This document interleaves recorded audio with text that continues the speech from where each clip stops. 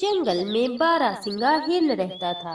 वो बहुत ही फुर्तीला और अक्लमंद था। उसी जंगल का बादशाह शेर खान, जो कि बहुत ही जालिम और खूंखार था। शेर खान जब भी दहाड़ता तो उसके पास के सभी जानवर डर से कांप जाते थे।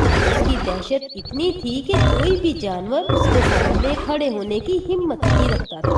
जंगल में हर साल मुकाबला होता था। जीतने वाले को एक साल के लिए जंगल का राजा चुना जाता था। पिछले कई सालों से शेर खान को हराने वाला ऐसा कोई भी जानवर नहीं था, इसलिए शेर खान जंगल पर राज करता था। फिर एक दिन जंगल का राजा चुनने का वक्त आ गया। सभी जानवर एक जगह इकट्ठे हो गए। राजा बनने के लिए सभी जानवरों को अपनी जहानत और ताकत का मुजाहरा करना होगा। इस मुकाबले में जो भी जीतेगा वही अगले एक साल के लिए जंगल का राजा होगा। मुकाबले को दो हिस्सों में तकसीम किया जाएगा।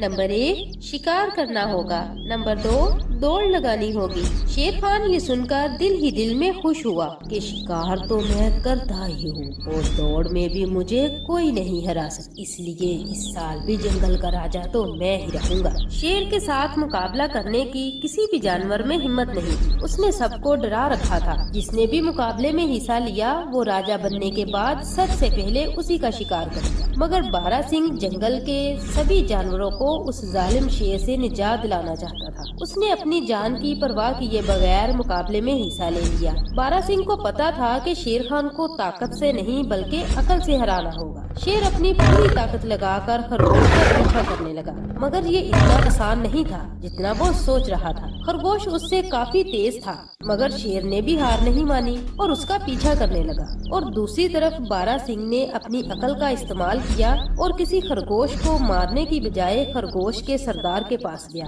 और सरदार, मेरा नाम है बारहसिंह। आपको तो पता ही होगा कि पिछले कई सालों से शेर खान का जुल्म बढ़ता ही जा रहा है। शेर खान के खिलाफ खड़े होने की जंगल में किसी भी जानवर में इतनी हिम्मत नहीं है, मगर मैं जंगल के सभी जानवरों की तरफ से शेर खान के खिलाफ खड़ा हुआ हूँ। मैं यहाँ किसी खरगोश को पकड़ने या शिकार करने नहीं आया। मुझे आपकी मदद चाहिए। आप मुझे एक खरगोश दे दो। मैं वादा करता हूँ कि उसे कुछ नहीं होगा। मैं बस इस मुकाबले में जीतकर इस जंगल को शेर खान के जुल्म से आजाद करना चाहता हूँ। सरदार ने सोचा ये नेक काम करने के लिए मैं खुद ही जाऊँगा। वो खुशी खुशी बारहसिंह के साथ चलने लगा। ये सब देखकर सब जानवर हैरान हुए कि पहली बार कोई शिकार शिकारी के साथ आ रहा था।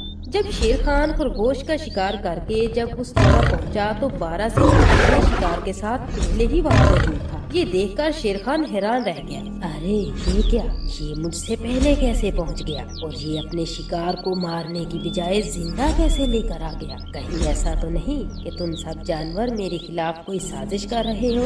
अरे नहीं नहीं महाराज, आपके खिलाफ जाने की किसमें हिम्मत है? मुकाबला तो ये था कि अपनी अक्लमंदी से शिकार करना था और बारहसिंह अपनी अक्लमंदी से अपने शिकार को जिंदा ही लेकर आ गया। इसी हिसाब से मुकाबला तो बारहसिंह ही जीता ना महाराज।